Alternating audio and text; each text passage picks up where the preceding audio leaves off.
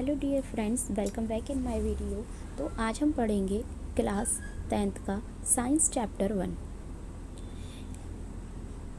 इस चैप्टर में हम पढ़ेंगे केमिकल रिएक्शंस क्या होती हैं, केमिकल इक्वेशंस क्या होती हैं, इसके टाइप्स क्या क्या होते हैं और केमिकल इक्वेशंस कैसे बनाई जाती हैं या फिर कैसे बैलेंस की जाती हैं। ये सब आज हम इस वीडियो में पढ़ेंगे। इसके अलावा यहाँ पे मैं आपको एनसीईआरटी की एक एक लाइन बाय लाइन पढ़ाऊँगी, जिससे कि कुछ भी छूट ना जाए। तो चलिए आइए शुरू करते हैं अपनी वीडियो को। Consider the following situations of daily life and think what happen when. यहाँ पे ये कह रहे हैं कि आपकी डेली लाइफ में भी कुछ ऐसे सिचुएशंस या एक्टिविटीज़ होती हैं जहाँ पे केमिकल रिएक्शंस होती हैं। तो वो कौन कौन सी सिचुएशंस हैं ये पढ़ते हैं। Milk is left at room temperature during summer. Summer में क्या होता है कि आप मिल्क को फ्रिज में न रखे, आप मिल्क को रूम टेम्परेचर पे छोड़ दो। तो उससे क्या होता है, मिल्क जो होता है वो खट्टा हो जाता है, मतलब कि मिल्क से एक नया सब्सटेंस बन जाता है। तो यहाँ पे कहीं ना कहीं केमिकल रिएक्शन हुई है। एंड आयरन तवा नील और pen is left expose to humid atmosphere. जब आप किसी आयरन पैन को या फिर तवे को आप ह्यूमिड मतलब कि नमी वाली जगह पे, नमी वाले एटमॉस्फेयर में छोड़ देते हैं, तो क्या होता है कि वहाँ पे ऑक्सीजन और वाटर मॉलिक्यूल से रिएक्शन करके उस पर क्या लग जाती है, रस्ट लग जाती है। रेडिश ब्राउन कलर का एक नया सब्सटेंस हमें देखने को मिलता है। इसी तरीके से grapes get fermented, food is cooked. जब ग्रेप्स फर्मेंटेड होते हैं तो वो एक नए सब्सटेंस में चेंज हो जाते हैं। जब फूड कुक्ड होता है तो वो एक नए सब्सटेंस में चेंज हो जाता है। Food get digested in our body and we respire. तो यहाँ पे केमिकल रिएक्शंस क्या कहना चाहती है, केमिकल रिएक्शंस जो होती हैं, केमिकल चेंजेस जो होते हैं वो कई होते हैं कि केमिकल चेंजेस में सबसे पहली बात, एक नया सब्सटेंस बनेगा, उसकी अपनी अलग प्रॉपर्टीज़ होंगी और वापस वो अपने ओरिजिनल सब्सटेंस में कन्वर्टेड नहीं हो सकता है। ये केमिकल रिएक्शंस या केमिकल चेंजेस होने के लिए ज़रूरी हैं। इसके आगे हम पढ़ेंगे, in all the above situations the nature and the identity of the initial substance have somewhat changed। कह रहे हैं कि ये जितनी भी सिचुएशंस हैं इसमें जो भी ओरिजिनल सब्सटेंसेस का नेचर है, जो भी इनिशियल सब्सटेंस की आइडेंटिटी है, वो कहीं ना कहीं चेंज होकर एक नए सब्सटेंस में कन्वर्ट हो गई है। We have already learned about physical and chemical changes of matter in our previous video। जैसे कि प्रीवियस क्लासेस, तो जैसा कि प्रीवियस क्लासेस में हमने ये पढ़ा हुआ है कि फिजिकल और केमिकल चेंजेस क्या होते हैं। फिजिकल चेंजेस क्या होते हैं, फिजिकल चेंजेस में जब एक आइसक्रीम मेल्ट होती है, तो वो एक फिजिकल चेंज हुआ। और ये फिजिकल चेंज क्या हुआ कि आइसक्रीम जो मेल्ट हो रही है हम उसे वापस फ्रीज करके आइसक्रीम में कन्वर्ट कर सकते हैं। That one is physical change. और केमिकल चेंज में क्या हुआ, जैसे कि बर्निंग ऑफ वुड का एग्जांपल आप ले सकते हैं। इसमें जो वुड बर्न हो रही है वो क्या एक नया सब्सटेंस दे रही है, वो एक नया सब्सटेंस हमें दे रही है ऐश, जिसकी अपनी अलग प्रॉपर्टीज़ हैं और वापस से ये वुड में कन्वर्ट नहीं हो सकता। तो ये है chemical changes. When ever a chemical changes अकर, और जब भी कोई केमिकल चेंजेस होता है तो हम ये कह सकते हैं, we can say that a chemical reaction has taken place, कि यहाँ पे कोई ना कोई केमिकल रिएक्शन हुई है। You may perhaps be wondering as to what is actually meant by a chemical reaction. यहाँ पे आपको शायद ये लग रहा होगा कि एक्चुअल में जो केमिकल रिएक्शन है वो होती क्या है। How do we come to know that a chemical reaction has taken place, हम ये कैसे पता लगा सकते हैं कि यहाँ पे कोई ना कोई केमिकल रिएक्शन हुई है। Then let us perform some activities to find the answer of these question। तो चलिए यहाँ पे इसके लिए हम कुछ एक्टिविटीज़ दे रखी हैं, हमें उनको देखते हैं। इससे हमें और अच्छे से पता चलेगा कि केमिकल चेंजेस या रिएक्शंस क्या होती हैं। एक्टिविटी में दे रखा है कि आप पहले एक मैग्नीशियम रिबन लीजिए जो कि 3 से 4 सेंटीमीटर लंबा होगा और उसे एक सैंड पेपर पर रफ कर लीजिए। इसके बाद आप उसे टोंग की मदद से स्प्रिट लैम्प पे बर्न कीजिए। टोंग क्या है, ये चीज़ टोंग है, एक चिमटे की तरह होता है, इसको टोंग बोलते हैं। और ये हमारी स्प्रिट लैम्प है, इस पर आप इसे बर्न कीजिए और इससे जो भी ऐश निकल के आ रहा है उसको आप एक वाइट गिलास पे क्या कर लीजिए, इकट्ठा कर लीजिए।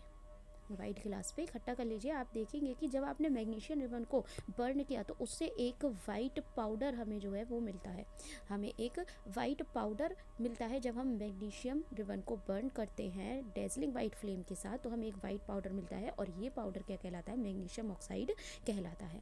ये जो रिएक्शन है ये किसकी वजह से हो रही है, ये रिएक्शन हो रही है क्योंकि मैग्नीशियम जो है वो एयर में प्रेजेंट ऑक्सीजन के साथ क्या कर रहा है, रिएक्शन कर रहा है। तो ये एक तरीके की हमारी क्या हो गई, केमिकल रिएक्शन का एग्जाम्पल हो गया।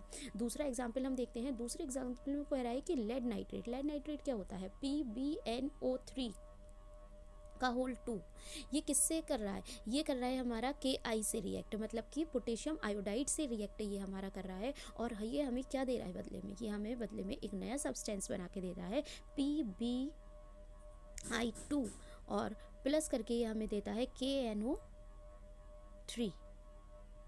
ये अभी एक केमिकल बैलेंस्ड इक्वेशन, ये सिर्फ आपको बताने के लिए मैंने यहाँ पे लिख दी है। इसी तरीके से एक और एक्टिविटी इन्होंने यहाँ पे दी है, जो कि है हमारी जिंक ग्रैन्यूल्स। आप लीजिए, ग्रैन्यूल्स क्या होते हैं, छोटे छोटे कण होते हैं जिंक ग्रैन्यूल्स। और जिंक क्या हुआ, ये हमारी मेटल हो गई। इसे आप एक कॉनिकल फ्लास्क में लीजिए, टेस्ट ट्यूब में, और इसमें जो हाइड्रोक्लोरिक एसिड है उसे ऐड कर दीजिए, हाइड्रोक्लोरिक एसिड या सल्फ्यूरिक एसिड उसको ऐड कर दीजिए। तो आप क्या देखेंगे कि जो हमारे जिंक ग्रैन्यूल्स हैं वो जिंक सल्फेट में क्या हो जाते हैं, चेंज हो जाते हैं। ये देखिए यहाँ पे ये एक्टिविटीज़ दे रखी है। जिंक ग्रैन्यूल्स जो हैं ये यहाँ पे आके क्या हो गए, लिक्विड की फॉर्म में आ गए। और जबकि होता क्या है, जिंक एक मेटल होती है, जिंक जो होती है। तो फ्रॉम द एबव 3 एक्टिविटीज़, और ये जो 3 एक्टिविटीज़ यहाँ पे हुई हैं, हम इसमें कह सकते हैं कि जो भी हमने देखा ये सब एक केमिकल रिएक्शंस हुई हुई हैं यहाँ पे। जो केमिकल रिएक्शंस होने के लिए इसमें क्या क्या होना चाहिए, केमिकल रिएक्शंस के लिए चेंज इन स्टेट होना चाहिए, मतलब कि स्टेट में चेंज होना चाहिए, लिक्विड से गैस या गैस से लिक्विड या फिर सॉलिड, ऐसे करके चेंज इन कलर, कलर में चेंज होना चाहिए। जैसे कि आपने देखा कि हमने मैग्नीशियम रिबन को जलाया और उससे हमें क्या मिला, एक वाइट पाउडर मिला। या यहाँ पे हमने जो जिंक ग्रैन्यूल्स की हाइड्रोक्लोरिक एसिड से या फिर सल्फ्यूरिक एसिड से रिएक्शन करी तो हमें एक येलो कलर का क्या मिला, लिक्विड मिला। इवोल्यूशन ऑफ गैस, अब इसमें जो जब हम सल्फ्यूरिक एसिड से जिंक ग्रैन्यूल्स की रिएक्शन करवाते हैं तो हमें इसमें H2 गैस भी मिलती है। और चेंज इन टेम्परेचर, और टेम्परेचर में भी चेंज मिलना चाहिए। तो अगर जहाँ पे भी ये चारों एक्टिविटीज़ हो रही हैं तो वहाँ पे हम ये कह सकते हैं कि केमिकल रिएक्शन जो है वो हो रही है।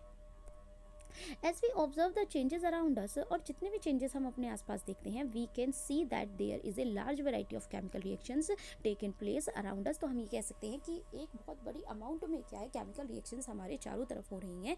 We will study about the various type of chemical reactions. इस चैप्टर में हम स्टडी करेंगे बहुत सारी तरीके की केमिकल रिएक्शंस की, उनके सिम्बॉलिक रिप्रेजेंटेशन की। तो आइए चलिए नीचे आगे बढ़ते हैं। नीचे आगे बढ़ने से पहले मैं आपको ये बता दूं कि जो ये वाली लाइन है, मैंने इसलिए बोला कि आपको लाइन टू लाइन एनसीईआरटी पढ़नी चाहिए, क्योंकि इन लाइन से 2025 में एक क्वेश्चन बना है।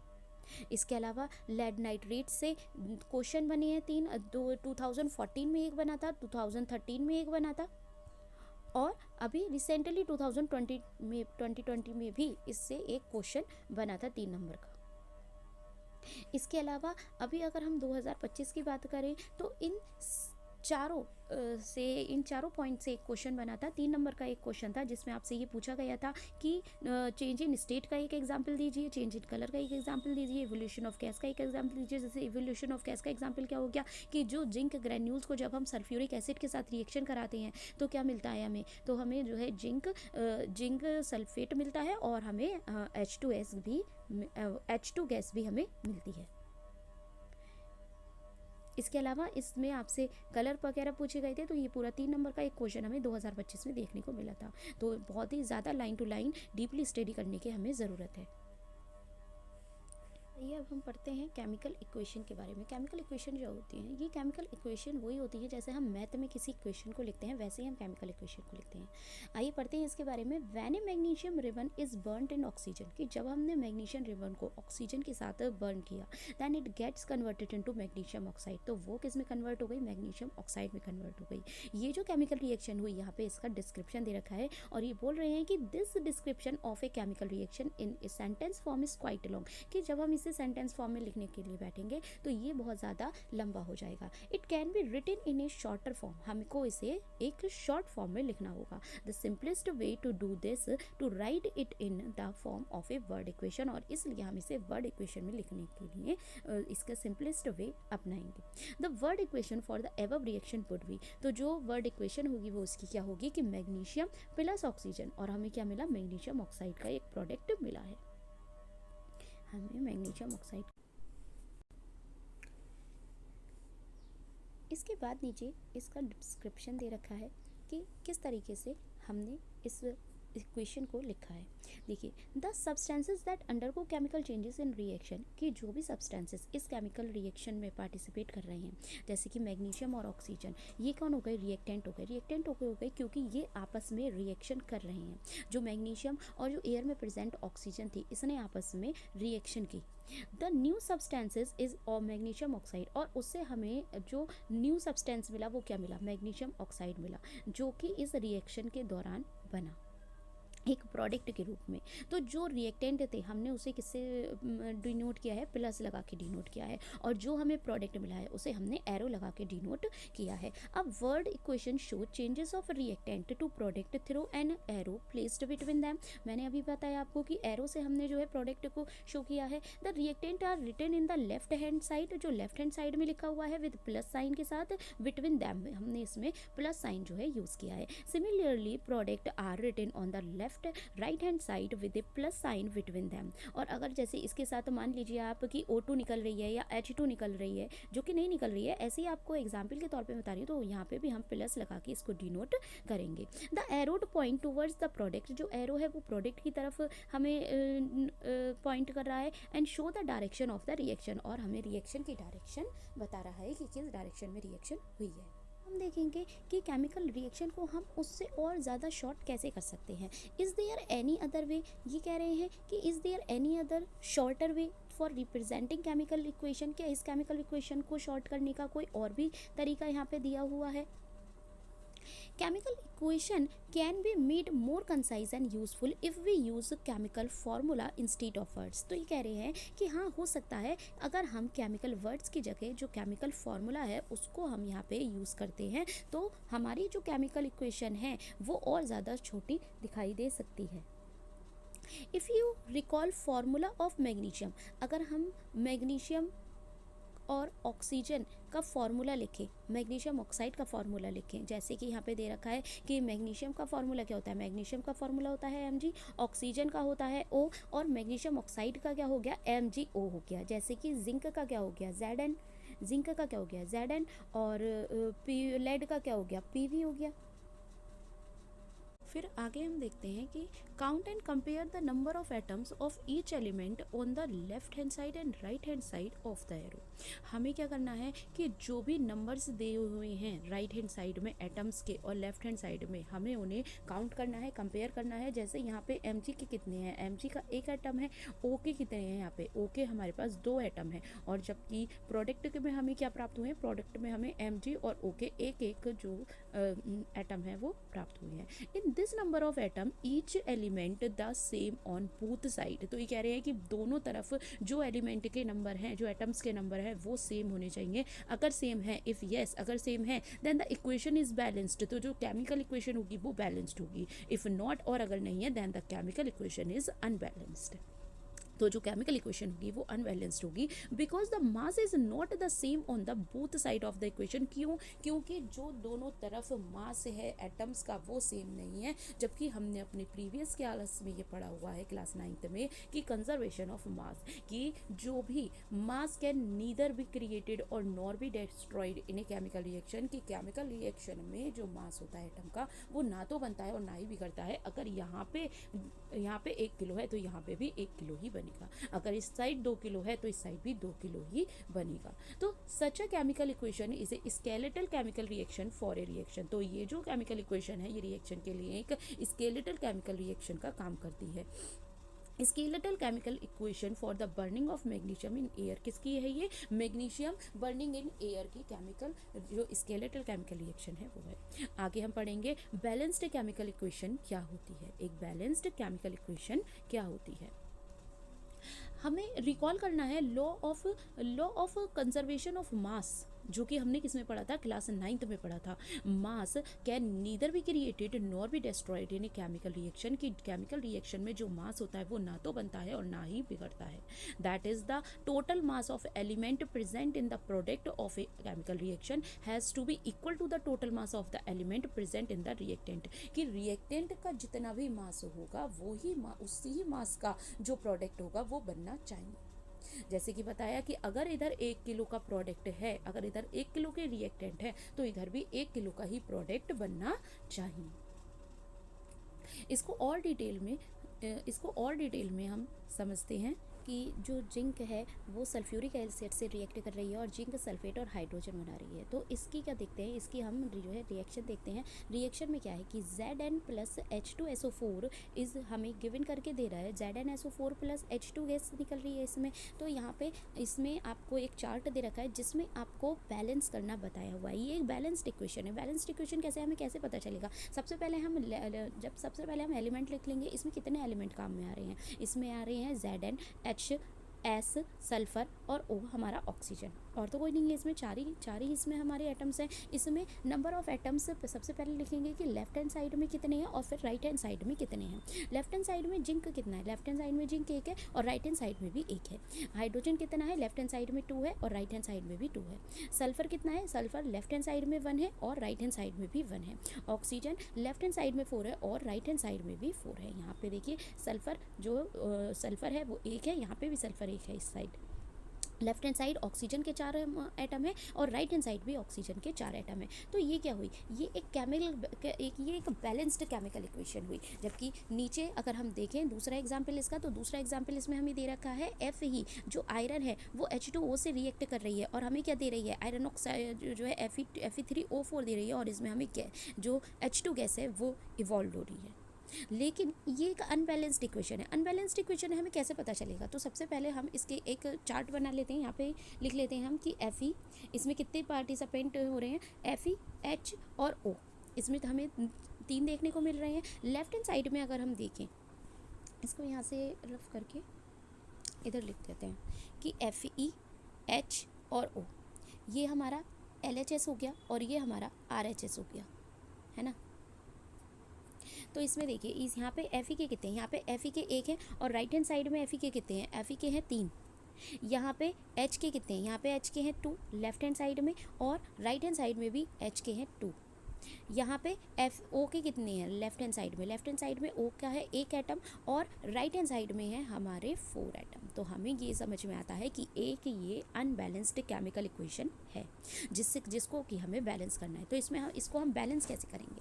इसको हम बैलेंस करेंगे Fe plus H2O given out करके हमें दे रहा है Fe3O4 प्लस H2। तो सबसे पहले जो लार्जेस्ट नंबर ऑफ़ एटम होते हैं, जैसे कि यहाँ पे हमें इस O के 4 हैं और यहाँ हमें 1 है। सबसे पहले इसको बैलेंस करते हैं। यहाँ पे 4 हैं, यहाँ पे कितने हैं? 1 है। अगर मैं इसकी 4 से मल्टीप्लाई कर दूँ, ध्यान रखिएगा आप इस वाले नंबर को चेंज नहीं कर सकते हैं। आप इन नंबर्स को चेंज नहीं कर सकते हैं। आप केवल किसे चेंज करेंगे? आप केवल नंबर ऑफ़ एटम्स को चेंज करेंगे। आप इसके आगे नंबर लगा सकते हैं। जैसे यहाँ अगर मैं 2Fe कर दूँ, सॉरी, यहाँ नंबर्स को चेंज कर सकते हैं। जैसे यहाँ Fe के कितने हैं? 3, तो यहाँ मैं Fe के 3 मॉलिक्यूल लूँगी, लेकिन मैं यहाँ 3 नहीं लगा सकती हूँ। तो ये जो हमारी होगी इक्वेशन गलत हो जाएगी। अगर मैंने यहाँ 3 लगा दिया तो क्या होगी? ये जो हमारी इक्वेशन होगी ये गलत हो जाएगी अगर मैंने यहाँ 3 लगा दिया तो। समझ में आ रही है बच्चों आपको? तो हम केवल इसके नंबर ऑफ़ एटम्स में चेंज कर सकते हैं। जैसे यहाँ कितने हैं? ओके 4 एटम्स हैं। अगर मैं इसको 4 कर लेती हूँ, अगर मैं यहाँ 4 लगा लेती हूँ तो मेरे पास ओके यहाँ पे कितने एटम हो गए? LHS में मेरे पास ओके हो गए 4 एटम। लेकिन अगर मैं देखूँ तो यहाँ पे H के भी एटम मेरे पास फिर इंक्रीज़ हो जाएंगे, क्योंकि 4 2 जा 8 हो गया। तो मुझे यहाँ क्या करना है? मुझे यहाँ पे करना है 4 2 जा 8। अब देखिए, अब ये बिल्कुल बैलेंस्ड केमिकल इक्वेशन है जिसमें Fe के 3 एटम है। यहाँ पे मेरे पास Fe के 3 एटम है। यहाँ मेरे पास H के कितने हैं? H के मेरे पास यहाँ पे 8 एटम है और यहाँ पे भी H के कितने हैं? 8 एटम है। यहाँ पे O के कितने हैं? 4 एटम है और यहाँ पे भी O के कितने हैं? 4 एटम मेरे पास हैं। मीन्स मैं केवल नंबर ऑफ़ एटम्स में मल्टीप्लाई कर सकती हूँ, लेकिन जो नीचे के डिजिट है वो हम चेंज नहीं कर सकते, वरना हमारी इक्वेशन जो होगी वो पूरी तरीके से गलत हो जाएगी। देखिए यहाँ पे सब में आपको यही बताया हुआ है कि किस तरीके से आप एक केमिकल इक्वेशन को बैलेंस्ड करेंगे।